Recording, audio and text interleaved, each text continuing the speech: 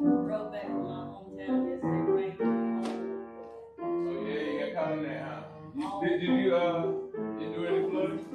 No flooding. Okay. I mean, there was some splashes on. Where was that? Where? Middlesex. Houston, North Carolina. That's right. What county is that? Nash. Nash. Yes. They always check in without your hat on. Good morning. Sometimes I don't wear it.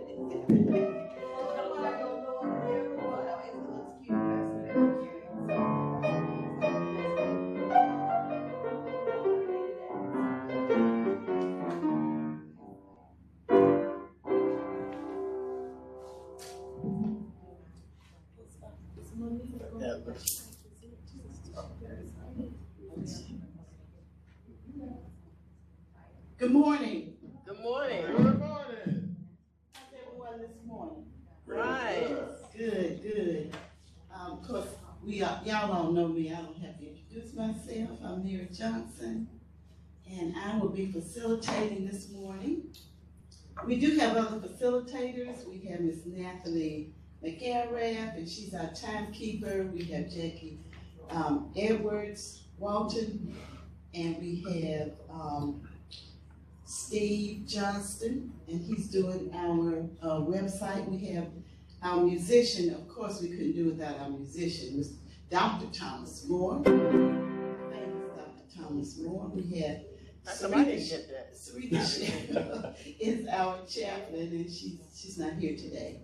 And we also have Miss Laura McClady and Carlenia Ivory Canty. Okay, our forum runs from 8:30 until just before 10 o'clock. We like to stop before 10 so that we can have announcements. And we always begin with a prayer. Oh, and Shay, raise your hand. Okay, Shay's one of our facilitators too. Shay. The newbie. The newbie. No, he's not new. He's not new. He might be new, but he is not new. We've been here 20 years, he's new. Well, in that case, I am too. So. That's the number. Okay. Jackie, will you give us a prayer, please? Yes, ma'am. Okay. Wonderful Father, God Almighty, we thank you for your so very many blessings. We thank you for this day. We just ask that as we proceed here at the Sarah Stevenson Tuesday Forum with a vibe called Fresh, God, that there will even be a freshening among us, a renewal to move forward, to do better. All of this we ask in the name of your soon coming King. Amen. Amen. All right. Thank you. Of course, we do have a streaming audience. We have a lot of people that stream with us, especially on a rainy day like this. They like to stay home and watch us online, and also watch us on Facebook, also Facebook Live. We are so happy to have one of our facilitators presenting today, and this is Mr. Winston Robinson, and he's with the Applesauce group. And periodically he has what he calls a vibe called Fresh. And he's got 24 there, so is this the 24th one? Oh, I would have Just said. put Oh, that's 24. the year. This is. 2024. Duh. But anyway, okay. It's coming up this Saturday, and he's going to talk about that. He's also going to talk about the Applesauce group, in addition to the vibe called Fresh. So, if you have any questions, we'll wait till the end. And you raise your hand and I'll call on you in the order. We also have questions that come in online, so I'll let you know which ones those are. Take it away. All right. Thank you so much, Miss Mary. Hello, everybody. Hello. I appreciate this opportunity. Steve, how are we doing the slides? Am I working, or am I just giving you a cue? Or? Oh, just do what your thing is. Do what my thing Say is. yes or whatever, or Steve, wake up, or whatever. So the cue is Steve. I want to do like Arsenio Hall. Here we go.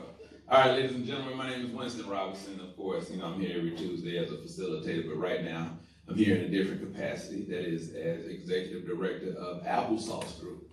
Applesauce Group is a 501c3 grassroots nonprofit, and we're all about cultivating vibes and facilitating joy.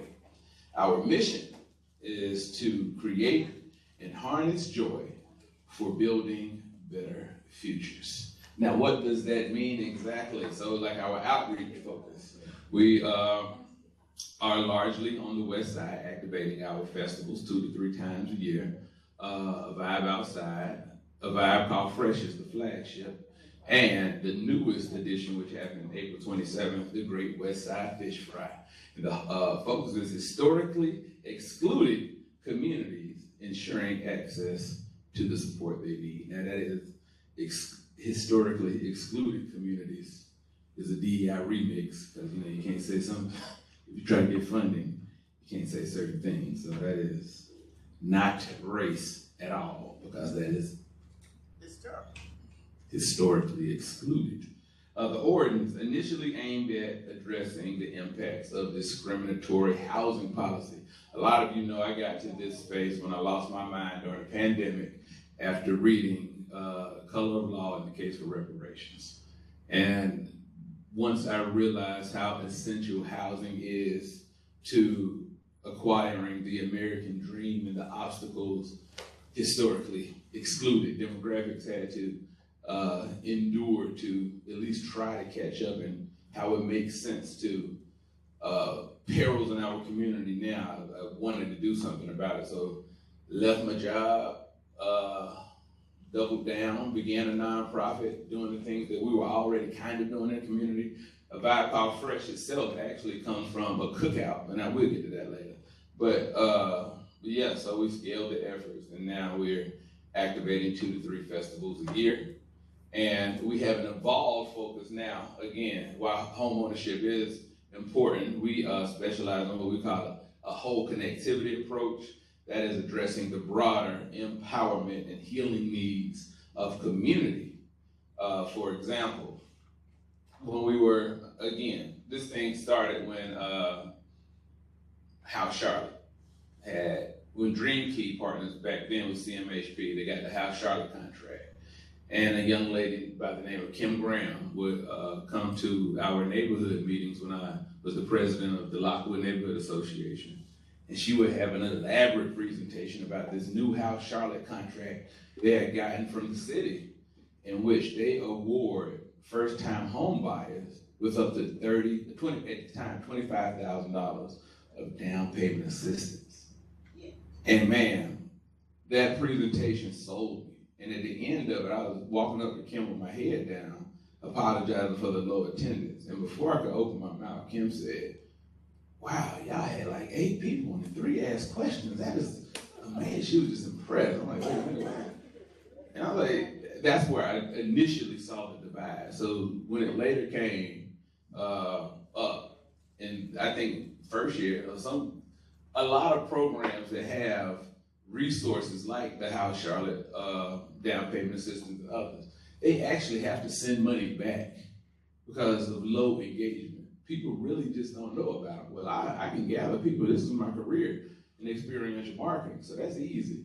So took this cookout that we had, some friends and I, in 2017, and we had Kim come out with CMHP and people from the city and other resources centric of home ownership, and we transformed a cookout into a festival.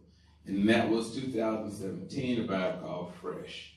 And the name, the inspiration, Applesauce Group reflects the concept of delivering essential resources through enjoyable experiences, like masking medicine with applesauce. My son was 2 at the time, and he hated taking the medicine. So I was like, oh, that's kind of what we do. I was sitting there screaming in my face. But again, Applesauce Group, experiential spaces dedicated to creating vibrant and engaging spaces, fostering belonging, togetherness, and community. And that's kind of the evolution of it all, what I didn't see in 2017, 18, those earlier years.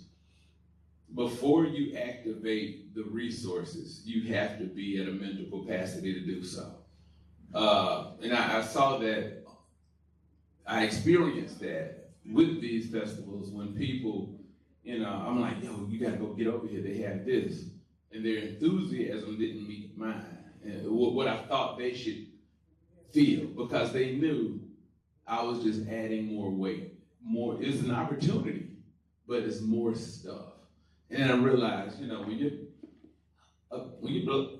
when you are of a historically excluded community in America, a lot of the time, the result of that is you being in your head 24 hours, every waking hour.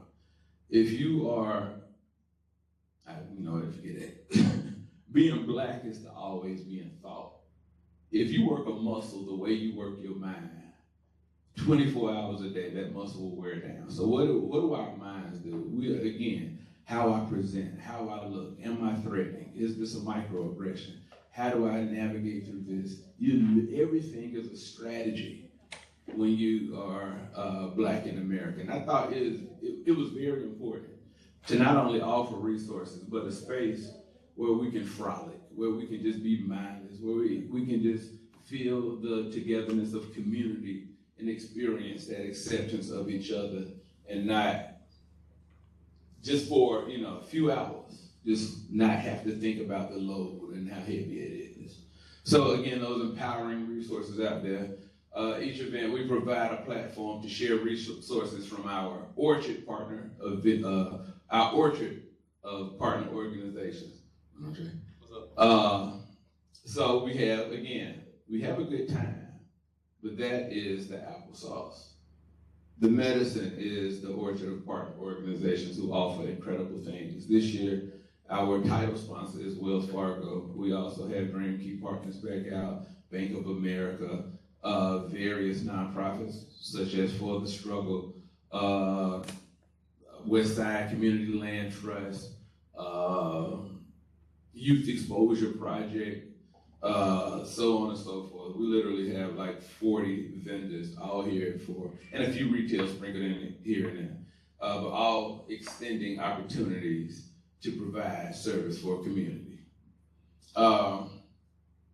It's a holistic approach, man. Again, we want the resources available, but it's not a timeshare presentation. We're not trying to convince you to do something that is all uncomfortable and, no. The idea is I will believe you more if you convince me less.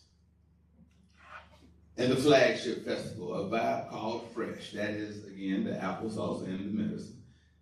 A vibe called Fresh, again, we began in 2017 as a casual cookout, and it was a catalyst for change. I never realized, all my life I could throw a good party. Don't get me wrong, in college, I was killing. But I never realized I could utilize that as a tool to create a more equitable Charlotte, or a space in Charlotte where, again, people can come to experience community, togetherness, belonging.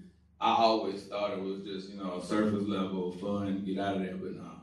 These things are important, these experiences are important, and we do so much with it. So, again, we aim to empower people from historically excluded communities while creating dynamic, joyful experiences. And we do that utilizing and leveraging artists of color, creatives of color, and we allow them to have that spotlight at the festival on Saturday the 21st. We are opening with a hula hoop showdown, which we always do. Then, after that, we're having a line dance marathon. That's another thing. There's a lot of line dances. I had no idea. And there are some people who know every single one of them. Well, we about to battle it out. We about to see who can go the longest. But at 4:30, what I'm really excited about is the iconic Truth Go-Go Band. We're having a go-go block party. If you don't know about go-go music, it is amazing. And founded by Chuck Brown, who was from Gaston, North Carolina. We actually had the same band out when we threw the Juneteenth Uptown Block Party in conjunction with Blumenthal, so we had to bring it back to the West Side. That is going to be incredible. At 6 o'clock, we're going to have the Sweetness Showdown. That is a skate contest, but not just any skate contest. You know how to groove, Ms. McClady. You know what I'm talking about? When people groove on skate, that's what we're looking for. You know, you really gotta be out there. If you saw the movie Road Mouse, like Usher, exactly. If Usher comes out there, he has to compete. We're gonna invite him. We're gonna invite him. Who you gonna send that email to? I'll find it. The way you said it, I believe you. Yeah, so again, we have local talent. We always use our local creatives because for some reason, artists and creatives like to stay in Charlotte when Charlotte doesn't support artists and creatives like they should. We have a really great batch of creative talent that goes under-engaged for whatever reason, and they could be doing so much more in other places, but for whatever reason, they choose to stay here. So while we can get them at this discount rate, we definitely do, and they create amazing shows. So the future vision. We're committed to growing the festival's impact, spreading joy and nurturing positive change through unity, collaboration, and celebration. And again, one thing I will say that is centric of Applesauce Group Festival is we are unapologetic and unabashed about Black culture. This is our celebration of Black culture. It is along the Beatties Road corridor on West Trade Street, historically Black area, and a historically Black place to celebrate our historically Black things. So that is the feeling of community and belonging. Now everybody's invited, you know, but that's what it's gonna be. You have to understand that we're celebrating an often overlooked culture or often underappreciated culture in a space that is translatable to us. It feels organic, it feels natural and authentic. And that is our business model, trust. Whether it's organizations on site or people in attendance, you know the environment is conducive to who you are and not forced or fabricated or feel like, you know, something that is sold, if that makes any sense. So the closing act. I went through the schedule earlier, stopping with the go-go party, but the closing show, y'all, this is it, the West Side Symphony. West Side Symphony is a first of its kind collaboration, and I'm gonna tell you how. We utilize technology, and we utilize local talent, and I ran with the football of something that I didn't think would happen. So, tell y'all the story. David Fisk approached me offering to collaborate. David saw that we were really good at gathering people and creating that joy, so he said, hey, I'd like to do some work together. So I really didn't want to, you know, I got my own stuff going on, so I really didn't want to do it. So I said, this is what I'm doing. I'm going to think of and pitch something absolutely crazy. If he is willing to lean in, this will be it. Like, ain't no way he's going to do this. So this is the concept I came up with. And again, I believe it's the first time. There is a local radio DJ in Charlotte by the name of DJ Butterfingers. DJ Butterfingers has been curating parties for 20 years in Charlotte. Yeah, about 20 years. Killing it. One of my favorite DJs, period. So I asked DJ Butterfingers to record one of his sets in the club, starting from midnight and going all the way down to choosing time, about 2 a.m. That's how many so it is. Again, it's choosing time. You know, that wind down when all of the energy stops and we got to slow it down. That's when the slow music comes in. So we recorded that set again from peak energy of the club to choosing time. We then took that recording of the club. Now again, this had to be one of the sets that hit like nonstop energy. The people would let you know when you have a magic set. So we took the right set, recorded it. I then took the recording and gave it to our local musician, genius musician, Harvey Cummings. And Harvey Cummings then transcribed and arranged literally nearly 1,000 pages of sheet music in symphonic parts to give the symphony the exact rendition of an entire DJ club set. Wow. So, yes. So now the symphony's playing the music. DJ Butterfingers will play the vocals on top and add scratches and mixes and replicate the original mix he did in the club while live playing with the Charlotte Symphony. We also have Ray Monique, who organized a crew of professional background vocalists.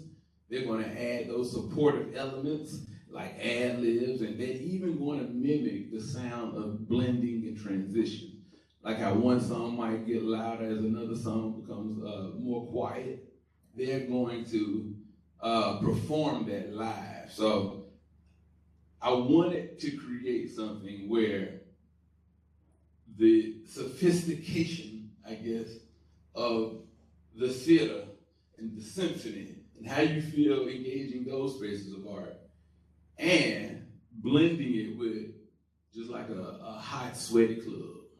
Where is that meeting in the middle? How can these two things that feel so opposite exist in the same space? And that's how I thought it could be. And I thought David Fitz, the president of the symphony, was going to laugh me out of his office. But he said, yo, I like it. Let's do it. And I was actually upset because now I'm obligated to fulfill this. Now we got to go through with it. So on Saturday, September 21st at 7 p.m., that will be the finished product, the show. And the reason we do this, y'all, I'm gonna read this, because joy is essential. You deserve a space to frolic. At Applesauce Group, we deeply value the importance of providing spaces where Black individuals can experience joy, belonging, and togetherness in authentic and culturally relevant environment. We understand that the relentless pressures and exhausting aspects of navigating systemic inequalities take a toll on mental and physical well-being. That's why our core mission is to provide an organic and an authentic environment where Black people can find solace, rejuvenation amidst the daily challenges. The act of mindlessly frolicking may seem trivial to some, but it holds some immense significance for mental health and well-being. In a world filled with stresses and challenges, indulging in carefree, unconstructed play can be profoundly rejuvenating and therapeutic. By providing spaces to engage without inhibition, we hope to promote mental wellness and empower individuals to embrace joy, creativity, and self-expression without restraint. Through events like a Vibe Called Fresh, we strive to cultivate a sense of community and celebration that honors the diverse cultures, traditions, and experiences within the scope of Blackness. By creating these inclusive and affirming spaces, we aim to foster a sense of empowerment where individuals can connect, find the support and solidarity, while ultimately experiencing the freedom to unapologetically be themselves. That is important, y'all. Free parking, so a lot of people don't know. Free parking. Yeah, clap for that free parking. But it's Charlotte. So, well, I ain't say free food. Don't have them business running up on me. All right, so y'all, a lot of people don't know. However, if you come to Tuesday Morning Forum long enough, you got access to a lot of information. It's so good. This is Mosaic Village, and affixed to Mosaic Village is a parking deck that the city paid for in 2015. That's when I think one of them. No, 2000. It was something like that. But anyway, this parking deck is free unless the spaces are marked. Do not park in marked spaces. However, I believe from like the second floor up, these are public parking spaces. But please follow the rules and guidelines listed in the Mosaic Village parking deck. Inclement weather, we're gonna try, but if God said it ain't the day, it ain't the day. That's basically a summary of that. And yeah, so again, we're gonna have a good time on Saturday. The rain is supposed to be gone by Friday. It's supposed to be a clear 74-degree day as of now. And yeah, again, 2 p.m. to 9 p.m. We got amazing food vendors, 2 of them Jamie Beer nominated. Also representing the scope of the diaspora in many ways, we have a Liberian chef, and that is very intentional because I love cassava leaf, and I want more people to try it because they will also love it as well. Let's see, we have a few retail vendors, and everything you love. Yeah, it's family friendly, but still feels cool. That's what I tell people. It's like, because when you have a family and kids, you are at a lot of spaces that you really don't want to be. But you have kids and you love them, so you go. So, but this is something that we all can enjoy throughout age. It transcends age groups. So now I will stop freestyling and open it up for questions. Okay, I will do the questions. First thing I want to do is recognize Ms. Monifa Drayton. She is the executive director of the Mecklenburg Democratic Party, and we welcome her here today. Thank you. She's doing a magnificent job. Thank you. Thank you. Now, I want you to talk about how you are leveraging because I've been to your vibes, the Vibe Call Fresh several times, and I believe you have at least 1,000 people there, if not more. How are you leveraging that to increase voter registration? We have a really huge, significant election coming up, okay? And we're nonpartisan, but I'm just saying that, that Mecklenburg County traditionally has a low voter turnout, especially with young people, and you're gonna have, most of your crowd is gonna be young people.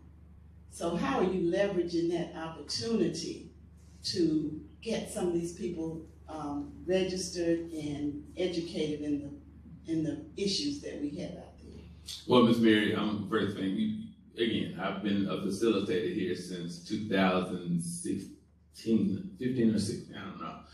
To be in this space as a facilitator, you have to be politically engaged. So I understand the importance of voting and just being politically engaged overall, and not just every 4 years for a federal election, but for the locals as well.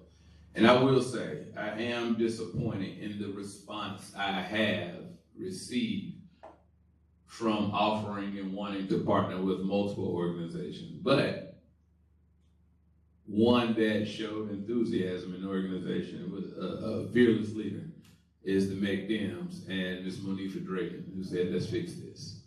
You have a lot of people in a space. Let's talk to them in our language. Let's get them involved. Let's get them active, and we're going to do something. We're going to show up. And she literally just made this work, by happenstance. We have a mutual friend. I reached out very informally. Next thing you know, they're an organization supporting an effort to drive and increase the numbers of voters we have in our demographic. So shout out to one Monifa Drayton and the McDems. Okay. We are so very, very, very proud of you for a lot of reasons. More importantly, for being an excellent father. And I know you are. Because you call him and he's with the kids, or he has to drop them off, what have you. So he's doing that thing too. But I'd like for you to share with us where you can see Applesauce 5 years from now and 10 years from now, and some locations in the city. Just what is your dream, your most desired outcome on what you have started here with Applesauce? So I'm gonna tell you, when I started Applesauce Group, I had all of those projections and I had all of those sentiments and feeling of expanding and growth and the way it would go. However, when you become immersed in the work, you realize growth looks different. I wanted to expand this to many cities initially, to have different versions of a Vibe Call Fresh in different areas, different spaces. However, the more I did it here, the more I realized more could be done here, and not just, I wanted to stay home more because I have a closer perspective of community work. And you see what the festival has evolved to from this very organic angle. It's like, I just want to stay here and get it right. Like, I always compare our events to your favorite music artist that you found a little earlier than everyone else. Like, you like them, you love the music. You know that mainstream record deal is coming, and that check comes with that. And now that will kind of water down the music, but right now you appreciate it for what it is because that's your artist. And that's kind of where we are right now. And I don't know what growth looks like because, again, while I had one idea when I first started, the work took me into another direction. So I just hope we are still able to help people. I hope we are still able to provide a getaway where people can experience those three areas: togetherness, belonging, and community.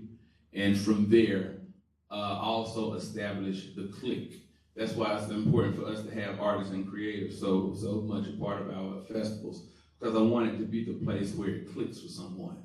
If a kid sees the trombone for the first time, oh man, what is that? I think I want to play that. Or if, let's say, a recent empty nester sees somebody playing the bass. I know what, I think I don't have anything to do. Let me get back into something like this, because that is important to me. As you mentioned, fatherhood.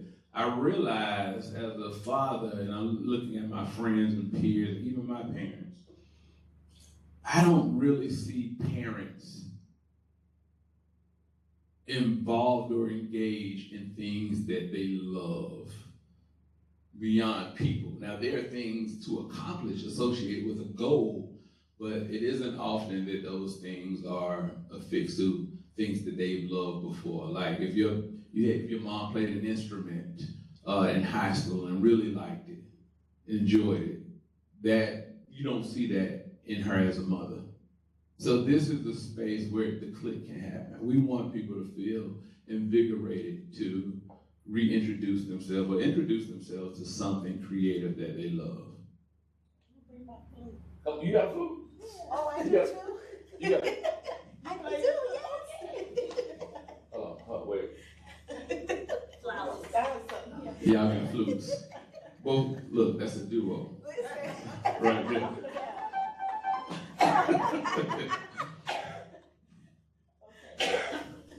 Hey, Winston.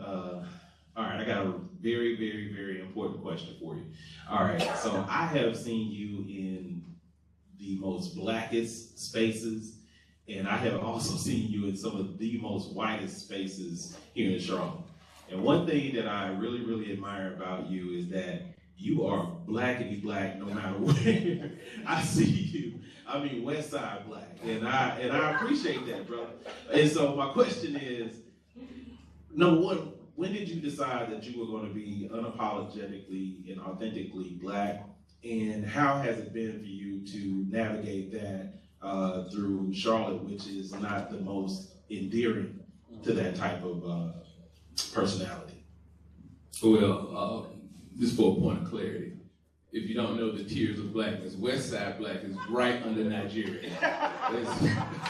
It's West Side black in Nigeria, and that's the scale. Everything else is under that. But look, man, cause I'm gonna tell you something. Now, again, we've all been young, and you try the assimilation, but then you realize, what are you doing? It's tiring. It's like taxing on you. What is there to hide? I'm comfortable being me. I'm gonna tell you what was one of the things that kind of a tipping point, if you will. I remember there was a book that came out, and it was about the Obama White House, and they had a story about Senator Harry Reid, used to be Senate Majority Leader Harry Reid. I think Ms. Walker knows where we're going. And he had a quote talking about Barack Obama and his hope to be president. Harry Reid said, Barack Obama is great because he has no Negro dialect unless he wants one. So I was like, man, huh? He's clean? But that's the thing. But if they know we BSing, what's the whole point of doing it anyway? They're like, oh, so y'all know? If If we code switching to appease you, but you know we code switching, what are we doing it for? I can't even accept the premise. So it's like, be you. Be who you are. Again, that has nothing to do with it does, but my acumen is the same. I understand things and comprehend things the same way. I don't have to put on a ridiculous voice to do so. So I'm me, man. I am who I am, like it or not.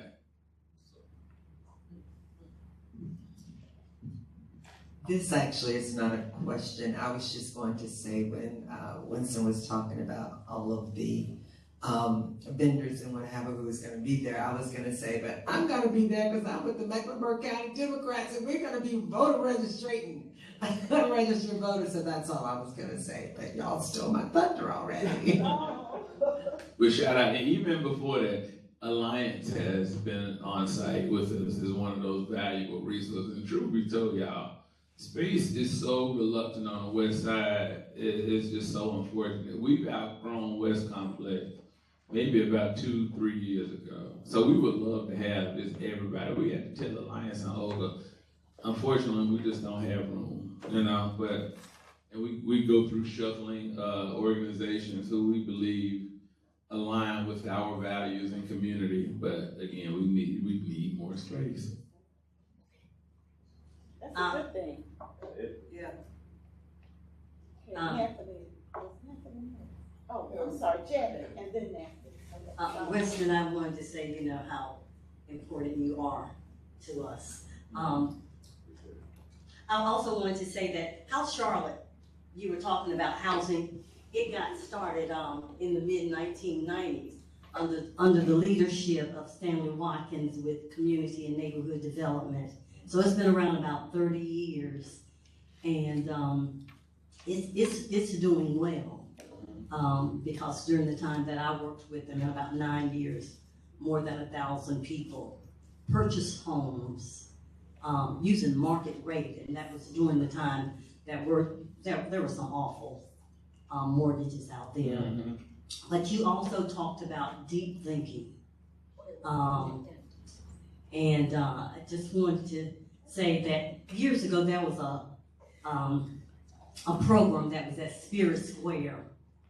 Fannie Flono was the facilitator, and it was Marion Wright Edelman and Hugh McCall. Both of them were from Bennettsville, and right across the track. And you were saying that as a Black person, we're always thinking. And she mentioned in that event that she was always thinking about white people. And Hugh McCall said, I never during that time thought about Black people. And she indicated that there was no Black library. There was no library for Black folk in Bennettsville during that time. And later on, he built a library in Bennettsville, South Carolina, in her honor. And, that was just so special for the audience to hear about that. And it was an awakening for him, because he had no idea that someone as bright, same age, experienced that kind of thing at that time. My question is, your Applesauce group, 501c3, is it a membership or board 501c3? Board. It is a board, 501c3, and it is that we're looking for new board members in the upcoming year, because it's time for Winston to start to take a salary. He is tired, and so he's ooh. But but to echo just kind of the sentiments of that story from Bennettsville, South Carolina, I think that's why it's so polarizing, or just like, wow, that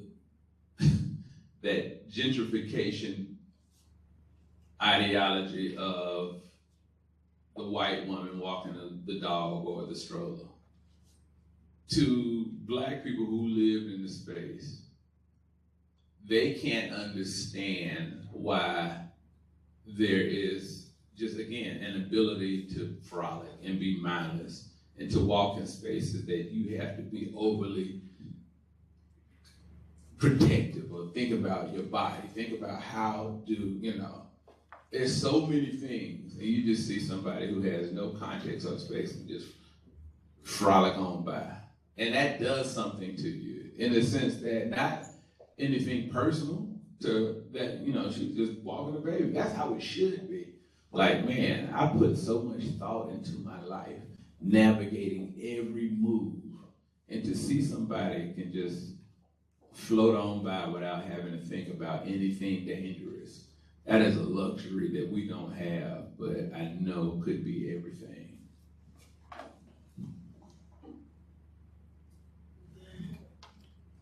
Next question. As you know, I've been to your events and I love them. And it really is what you say. The atmosphere is just so joyful. And it is mostly, younger people, and which is a big range. When you're just to be younger than me, it's a lot of people that to be there. But it really is more the youth. But they're always so so respectful, and they smile at you, and they're really just nice younger people. I don't know what you do to screen them to get them in there, but it really is just exactly what you're trying to do. It is just a great space to be in while I'm there. The problem is I can't stay so long because I get tired. Have you considered some section that you could map up, and I know it's very crowded, for senior seating, so that we will have a place we could rest for a little while? So this year at BioCall Fresh 2024, we're going to have a section of Adirondack chairs that we will deem the Nathalie McElrath section for tired seniors who still want to hang out. So thank you for that. That will be, absolutely. We have 50 Adirondack chairs coming out there. So I'm going to set aside, how does 10 sound? Good. I will have some cards, I can play bridge. And what's the game? No, you don't play bridge. What's the other? What do you play? Bid, that's every Tuesday, Wednesday, right? No, I play Bikino. Okay, bid with Bikino and bridge. Those are the three. You can't, but no, because I don't want you having to carry a check. We're gonna have something out there with you. But that's we can get some dollars from AARP for next year. But we will have a section dedicated and named for Miss Nathalie McElrath. Thank you. No, I'm serious. Thank you, Miss McElrath. She always thinks about us, and on the roads and the highways. Absolutely. Hey, I didn't see you over there. How you doing, Larry? Okay, my question is relative to what you just said. Do you have? I know it's going to be a diverse group, and the kids are going to be there too. Are you going to have a section for kids to play in and be managed by a group? But children and small kids. Okay.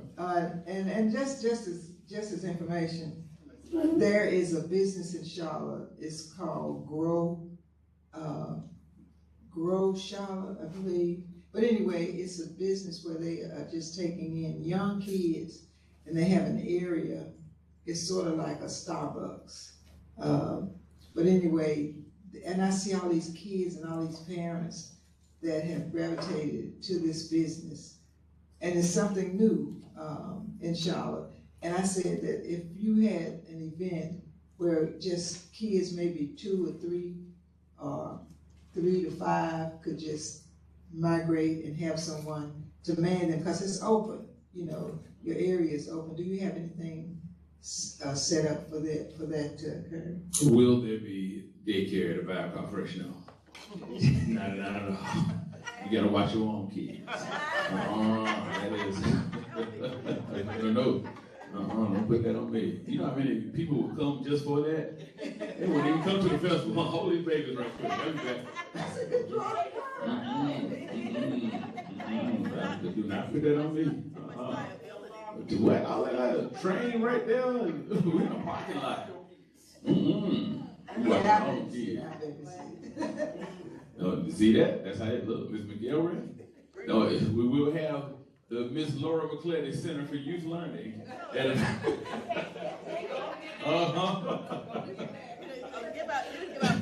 We will. I'll hold you to it. They won't come back. You kids be here with me. The Lord be all the way in church. You look tired.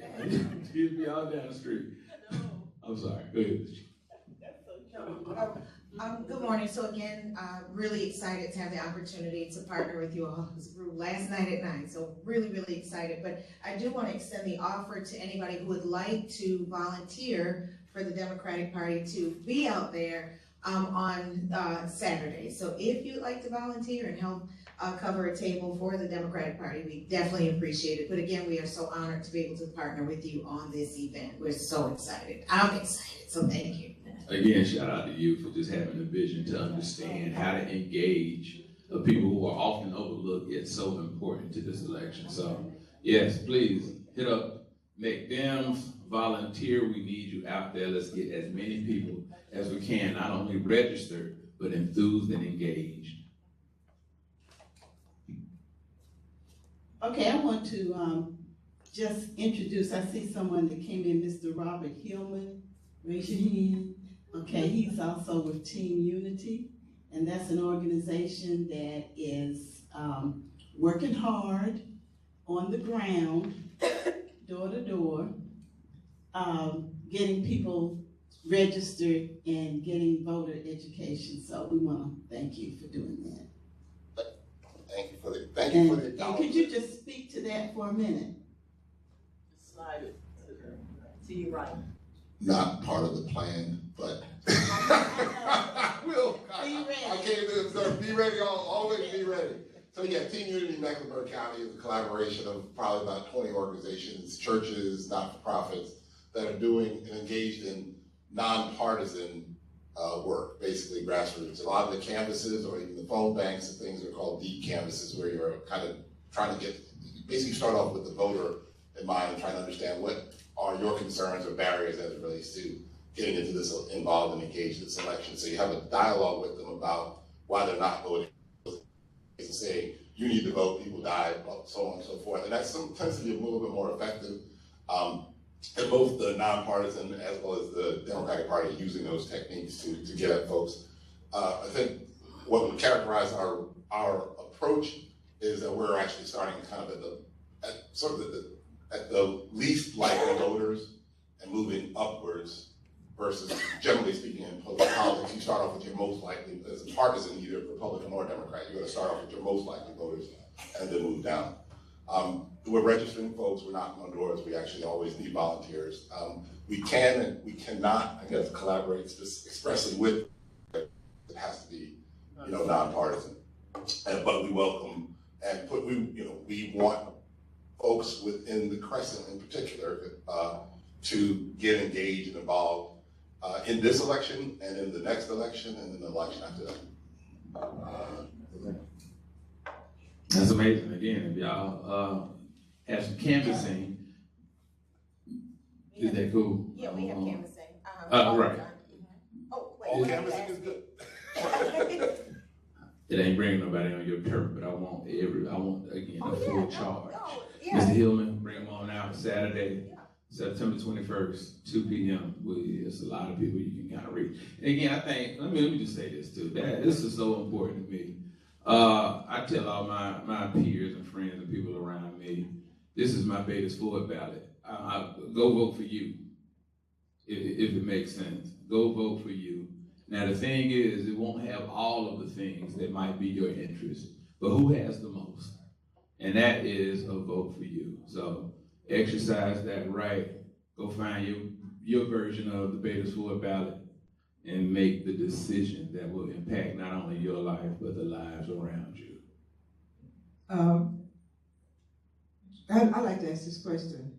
You talked about the few people that you started with in your neighborhood that you were able to bring together. Can you share with us some numbers and the most people that have attended the events your Applesauce has had, which has drawn the number of people that you expected, and which would you like to grow a little bit more? I mean, again, I would like to, but this like space is so tough on the West. I want to keep it so. Beatties Ford Road is Harlem. That it is so important to the overall cultural narrative of Charlotte, and that's why I really am.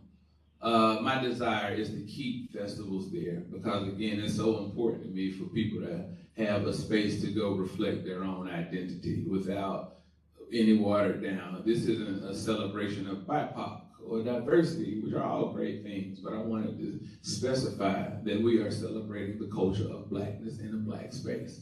The way, the Greek festival is, or the South Asian festival, this is the space of celebrating Blackness. I want to stay along the corridor. You had another question. What was your other question? The numbers. The largest event was actually our last event. That's kind of what scared me a bit because I've always wanted to stay in this organic space of, again, we're your favorite band that no one knows about yet. And the last event we had between 5,000 and 7,000.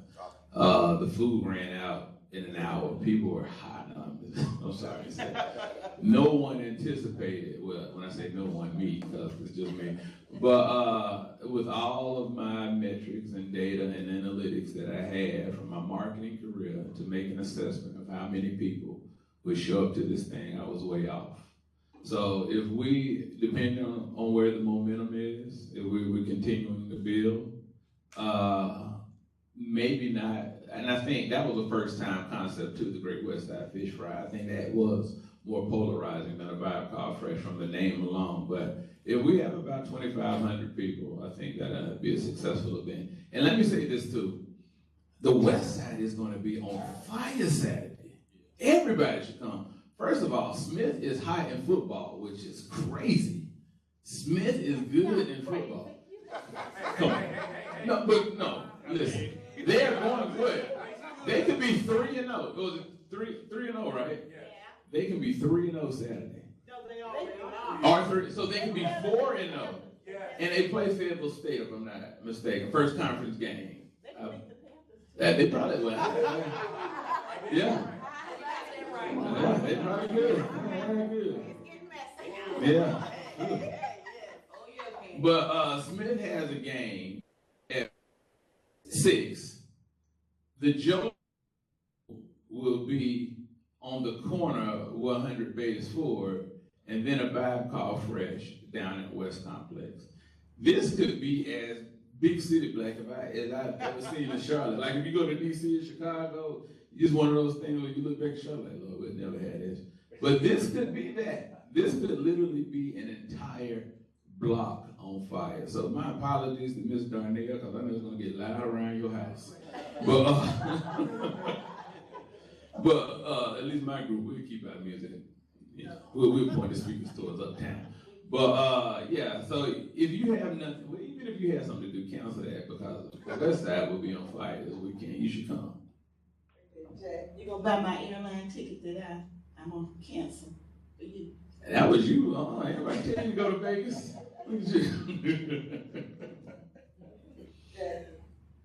Winston, I'm so glad to hear you say you want to keep it on the west side. Because years ago when we used to have West Fest, we had it at West Charlotte, and then that was Laura. West Charlotte Hospital. No, but I guess I was going to say they moved it to uptown to the King statue, and then it began to go down. So I'm just really happy to hear you say that, and that you are committed to that. Correct? Absolutely. Again, the other side of this is my identity. I'm raising children in a West Side community, in a West Side neighborhood.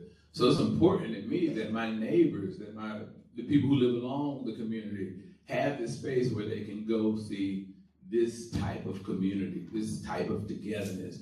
And these memories will be instilled, because that's what Westfest did for me. That's why it's important to have. I'm gonna tell it, I hope my dad, well, I remember, I'm a quick story. After Westfest kind of succumbed, one of our family traditions was to go to the Greek festival on East Boulevard. Literally for us, growing up in Wilmore, literally the other side of the tracks. That's what it felt like.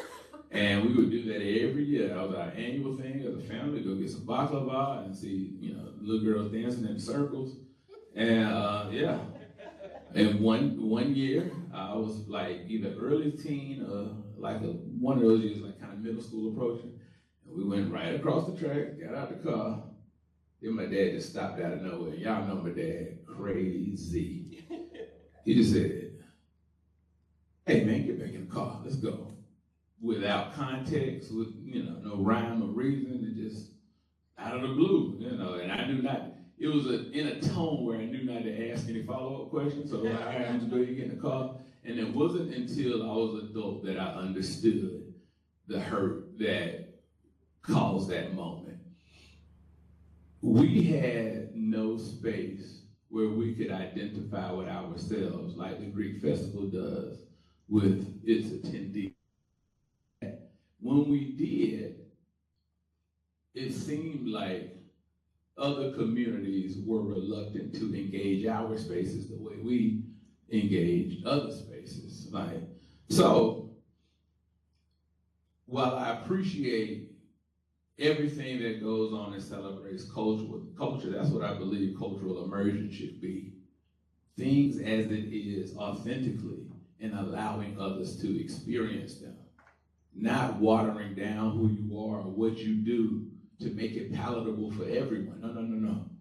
Give me the culture. I want to see it the real way, the honest way. And that is imperative that we keep on that west side to make sure when people are there, they understand how coveted those grounds are. They see that 100 Beatties Ford Johnson C. Smith, when they look up the hill and they see that clock tower, that was built by the students who were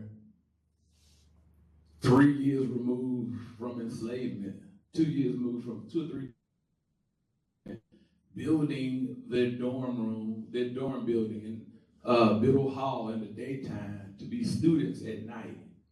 That means something. We can't overlook that. So while you're here, you have to experience these hallowed grounds. It's spiritual. You need to understand where you are. So all of those things, that intrinsic value, making sure my family has somewhere to go experience that they can walk to. That's important. I have to do that. I'm responding. That's the thing. I can't get it wrong. I live there. I got to see these people. I got to be around. Look, that's my neighbor right there. Now, if I throw something whack and Doug see me, down the road or when we go run on Tuesdays at Mad Miles, like, man, that was a terrible festival. I know, that's embarrassing. So we got to show up and show out. Good morning.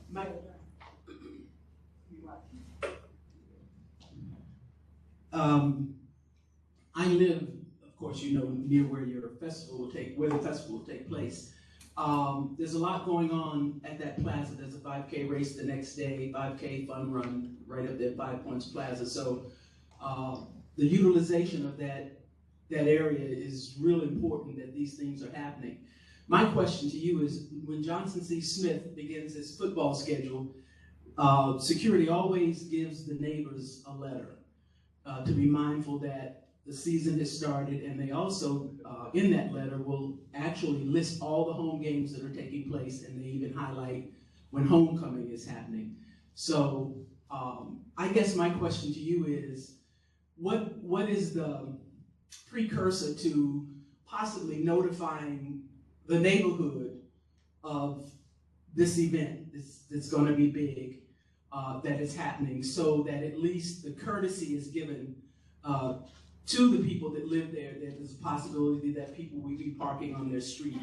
And the follow-up to that is, after the event, oftentimes foot traffic, items purchased at the festival, paper products, things like that, that are consumed, are often left on the street. So what is that follow-up to at least picking a certain area that you can come back and see that everything is in place and that the neighbors aren't responsible for the cleanup, per se? So those are some of my concerns. Those are the kind of things that we experience. You know, it's a street, it's public parking on one side, the other side says no parking. But sometimes people are so anxious to get to your event that they park in your driveway, at your driveway, and all kinds of things, and you can't control that. But just your preparation for making sure that, you know, the neighbors know. Absolutely, I understand being a good steward of community, and one of the ways I do this is send messages to, and you know this from our meetings, through HOENA, organizations leadership, all of the surrounding communities. I make sure they know we have a festival, what day is activating. And for the trash part, we have a partnership with the city and the solid waste department. Mr. Gary Davis, he takes care of not only the site, but again, the surrounding areas. Be sure of that those things aren't neglected. And again, you know, just to my last point, I live here. I don't want to see it not being taken care of. This is my community as well. So we do try to get in front of those things as best we can. Now, on the other side of that, people will people. You know, that's one thing we cannot help. We can enforce. We try so hard. But there always is a scenario where someone will think it's a good idea to block a driveway. I just don't understand how that's reasonable, but I do. So I always tell people, and I make these announcements. Get them out of there. If that is a $300 towing lesson they have to learn to stop blocking people's driveway, it is what it is. You know, that's expensive knowledge. So do what you have to do as a neighbor to make sure that your property is upheld with respect and not affected by our having a good time. Hey, Winston, another thing that I really respect that you do, and I really want to get your perspective on it, is number one, you have a lot of respect for our seniors. You have great relationships with seniors in our community and your community. Can you talk about why that's important for young men like ourselves and folks younger than us, why we need to respect our seniors, learn from them? And then the last thing is you of course, post a lot about the West Side Corridor, historic West End Corridor, and why you think it's important that we preserve our history there as well. So going back, don't code switch it. It ain't West, it's West Side. West Side. West Side. I'm gonna tell you kind of to answer your question based on what that was. Don't get me wrong. I have a background in marketing, so I understand it. But the reason I always say West Side instead of West End is because I don't know of an example of a community rebranding that wasn't associated with mass removal of Black people. Whether it's North Charlotte, Noda, from where I'm from, Wilmore, and calling all that South End, now Loso, Lower Tuck, Freemore West. And if you look at commonalities, and I'm not saying that's the intention, but anytime community has a rebranding, there's a mass removal of its Black residents. So I'm West Side fellow. I'm just calling it that. It's West Side, it is what it is. But you have to acknowledge and understand what it is. It's a privilege to engage seniors. They have all the answers. They've been through it. The thing is, there's nothing new under the sun. Just they're different mediums. The way we react to them is all the same. So you have the opportunity to get knowledge, wisdom, and information from people who've been through it. You kind of ahead of the game when it comes to dealing with your peers. You know, and not to mention, also a caveat of that is Charlotte has very little reverence for its history. I love history. And the people who got to live through some of the things, that is the way these stories stay alive. When Ms. Carlenia gave me perspective of Dr. Hawkins from Martin Luther King possibly staying at his home, but not going to Charlotte, choosing to go to Memphis for the sanitation workers strike where it was assassinated. That's valuable. That's not in any book.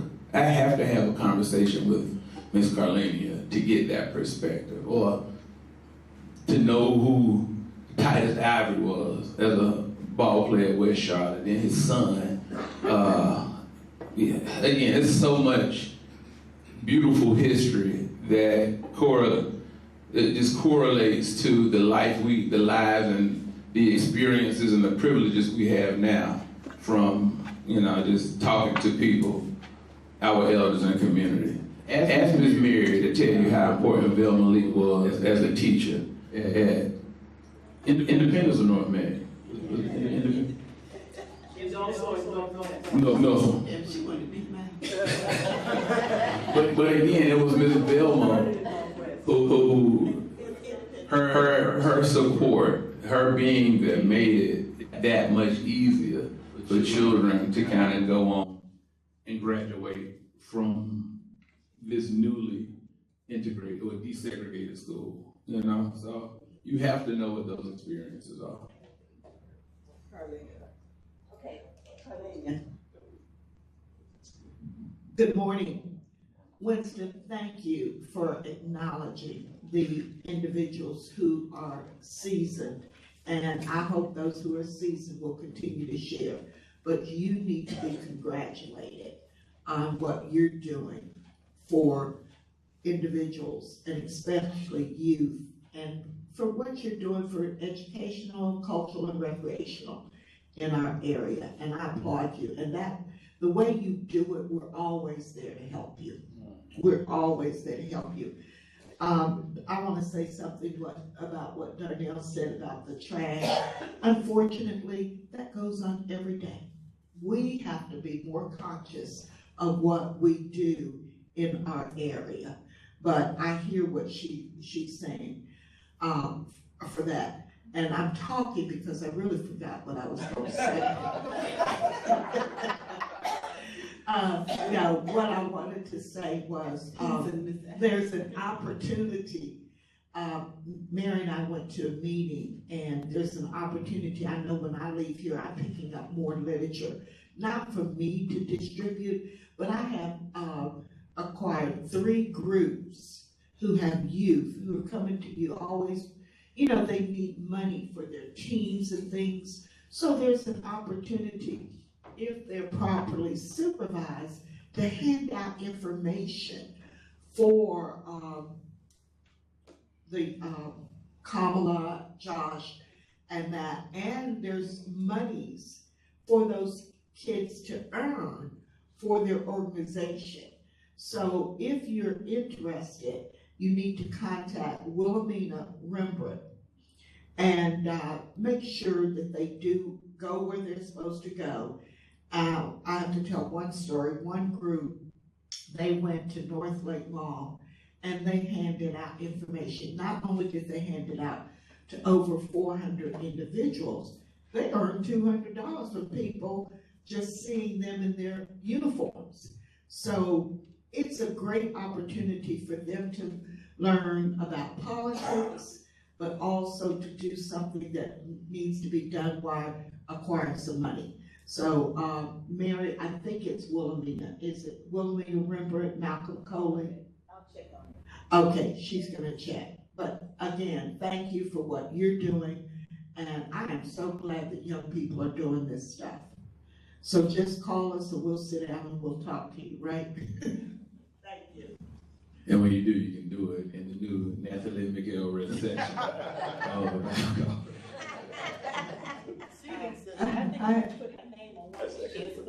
Absolutely. I have a question. We talked about you all going to the Greek festival.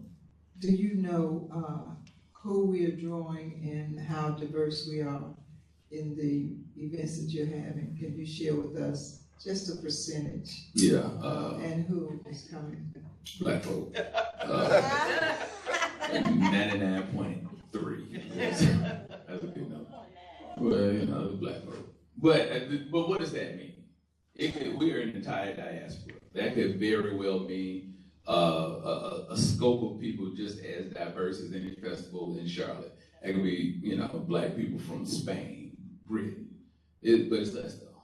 It's still that foundational seasoning will be there. I just meant to announce that, also this weekend, it's, Turn your thing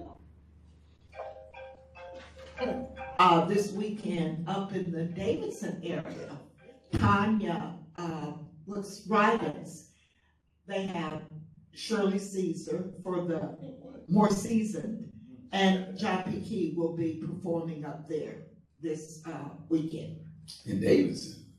I thought Tanya Rivals has her every year. Really? Yeah, and I've been Where hearing at? thousands of people that feel. That's where it's from. They might be, they've been involved in the past, but it is powerful. And that's Sunday? That's Saturday. Saturday? But there's enough people to go around. No, I want to go. We stuck in this festival. I know, right?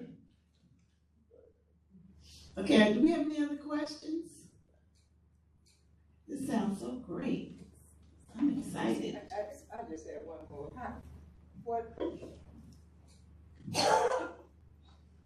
What are you doing to try to bring, I know it's for us, mostly the West Side and Black folk, but are you doing any aggressive advertisement for your events in some of the other communities? And if so, are you directing it to a certain group or a certain area, or have you tried to reach out to let them see and come and feel what it's like for us to come together? Now, I'm not canvassing out in Myers Park. I won't do that for my own safety. Which is what is that coming to? Well, no, that's the thing. I market to everybody. Yeah, I market to everybody. But again, it's not a festival exclusively for black folk. It is a festival celebrating the richness and beauty of black culture. Everybody is invited. Again, hang out. I really want to show it out because we are an amazing people. We do some incredible things. Everybody should see this. Okay.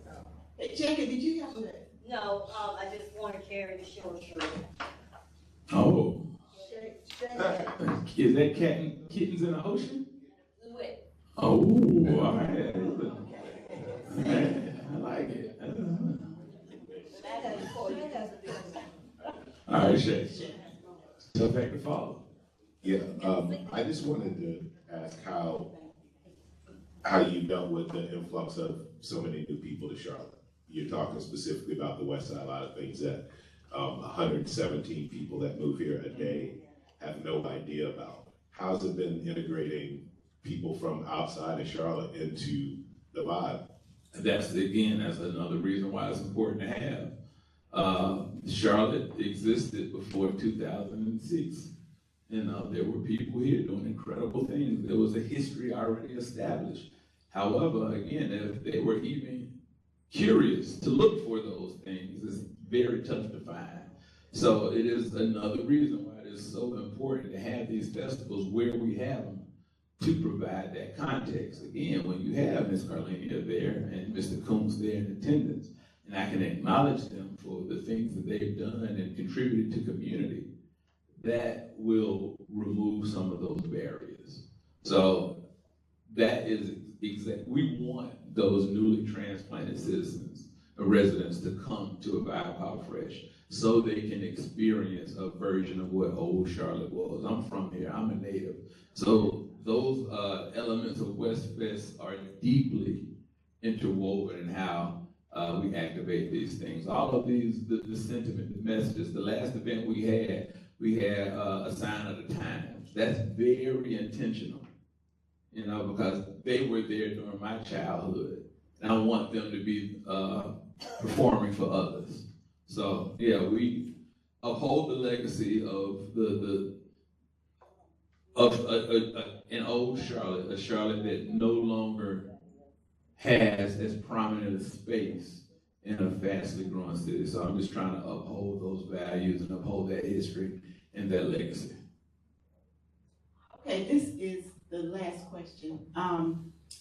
You mentioned history, and I noticed that when I go to some of the other festivals, like the Greek festival now, they do have displays or information about their history. So it would be great if you could have some history there of the of African Americans. Just in, if we could, I mean, I know that they're going to have a good time, but if you could have either displays or something there so that they can know their history. You know, we don't know our history, so that's can we incorporate some of that? Maybe not this weekend, but maybe another time. Miss Mary, listen, you don't know how much I want to. Again, if I had money, I'm already having to soul food these festivals to make them look so much better than what they cost, because we just ain't got it. But the ideas, if the ideas were ever to be supported the way, you know, I feel they should, it would be so many things. I would want to pay y'all to be presenters, to, you know, share your stories.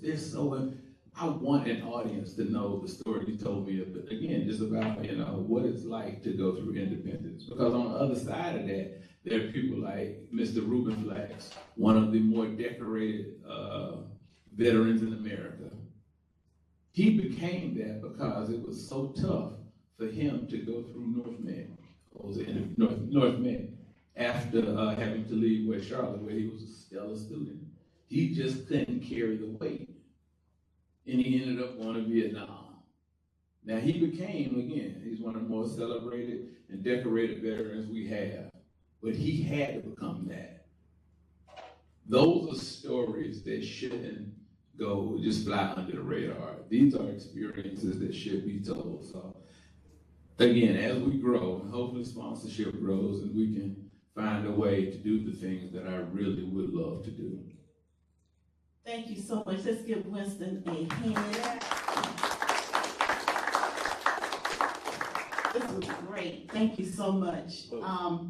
I'm going to open this up for announcements. Do we have any announcements? Okay.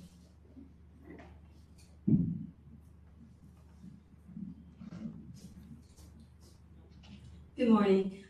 There's still a need for persons to work during early voting. So please contact the Board of Elections, have folk sign up to work October the 17th through November 2nd. But there's a need, there's a shortage.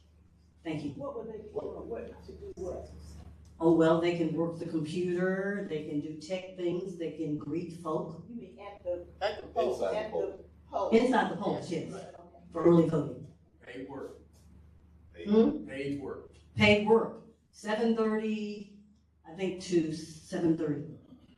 Also, very, Okay, give him just to underscore, also very important to be present inside the polling locations, because without presence in the polling locations, shenanigans happen. Right, so that's why we need people to be inside the polling location and make a little money. Bottom line. So who do they contact? You said the Board of Elections. Board of Elections. Board of Elections and come down for early voting. You could actually go online and sign up. Yes, that's what I'm saying. I just wanted to announce that West Charlotte High School is bringing back to life the homecoming parade. It will be on October the 4th. And if you want to participate, let them know. They're trying to get an alumni band, cheerleaders who were cheerleaders in the past, and any class that wants to put a float in there, the class of 1969 will be riding on a float.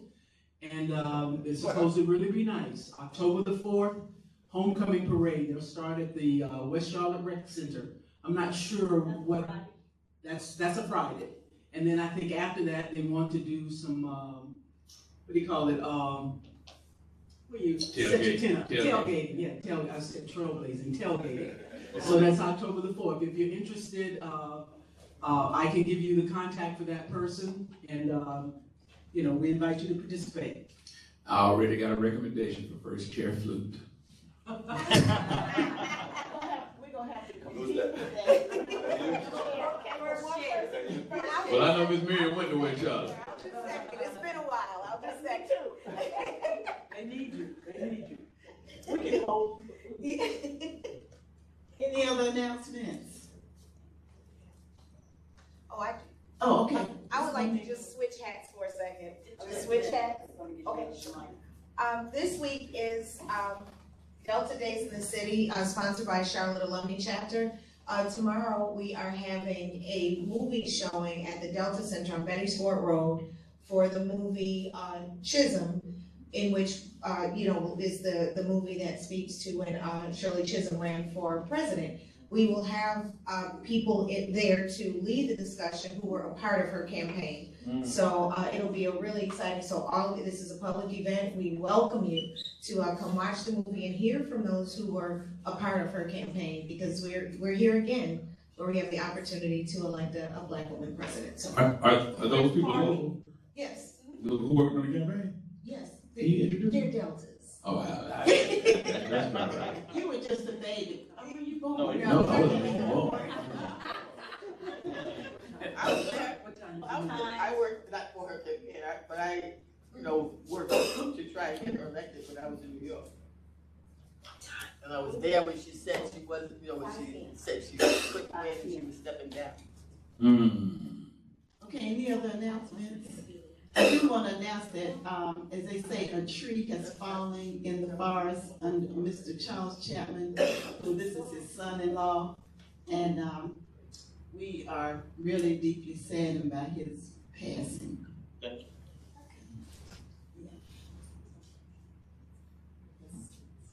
And certainly sounds like last but certainly not least, Aspire Community Capital is hosting an economic symposium on October the 8th from 9 to 3 p.m. And the focus of the symposium will be around the state of Black business in Charlotte. And we'll have several panel discussions where we'll focus on various aspects that will address access, equity, and opportunity here in Charlotte for Black businesses. And where is that going to be? That's going to be held at the Root at 2122 Thrift Road in Unit C, Charlotte, North Carolina. Is that the global tub? Exactly. Okay. We're gonna announce our speaker for next week. Next week, our speaker is going to be Mr. Jared Keaton. He is the CEO of Alliance Center for Education, formerly Bethlehem Center of Charlotte. And graduate of the Winston-Salem State University. Oh, yeah. And thanks. When do we play, y'all? When y'all lose. We're not gonna lose, okay? Okay, thank you. Okay, I want to thank all of you for coming, especially our guest today, our guest facilitator, presenter. Thank you so much. They're giving that Randy Watson clap. All of you have a great day, and please come back next Tuesday.